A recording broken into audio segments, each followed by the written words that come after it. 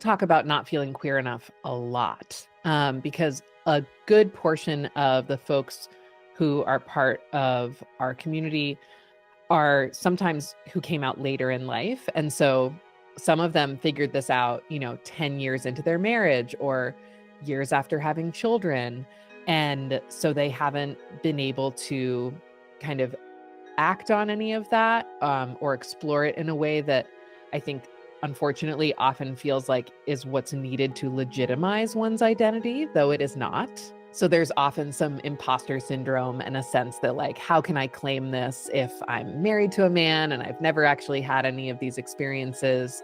But it's something that I'm like realizing about myself.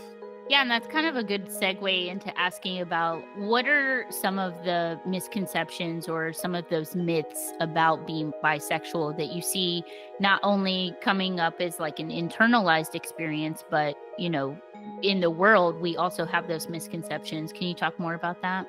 Sure. I think the one that comes to mind immediately is about promiscuity and the like very hypersexual focus around the identity, when in fact, especially for folks in our community, it often doesn't change a thing about their life or their relationship.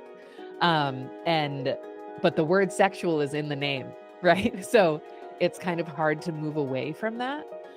So I think there's internalized beliefs around what one should have done. And there's also kind of outside expectations or thoughts that, like, oh, if you come out as bisexual, that means like you're just trying to get attention, or you can't pick a side, or you just want to hook up with everyone. The list goes on. But I think the idea that, especially for folks who are like, I'm in my 40s and I have kids and like, I'm not trying to be non-monogamous. Some folks in the group are, and that's great. But for folks who are like, I actually don't want all that much in my life to change, besides the fact that it feels important to me to acknowledge this part of my identity and also have my spouse or my community know this about me too. But there's so much fear around like what that will mean when it's shared, and the assumptions that people will make about their current relationship. Like, are you leaving your husband or your wife or your whomever? Or like, what about your kids? And it's like, this actually doesn't have to change anything. It's just like, Right. I'm getting to know myself and I'm letting you into that too. I love that. I actually saw a video that you posted on your Instagram page that was like a guy talking about being a bisexual, and that, even if it's 1%.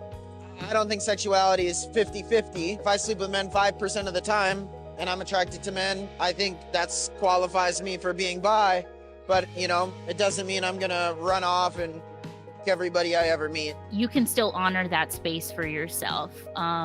That, most people, like, going back to those misconceptions that a lot of people think like, oh, it has to be 50-50.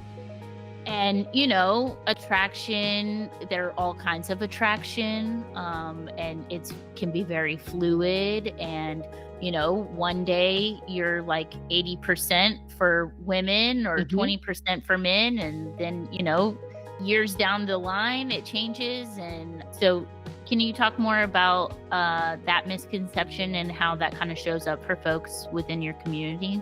Absolutely. And I'm so glad you brought up the 50-50 thing, because that is definitely a barrier for a lot of folks. I think to really be able to claim the identity, because the thought is like, if I find a few people of a certain gender attractive, but am like consistently attracted to folks of another gender, is that enough for me to kind of qualify?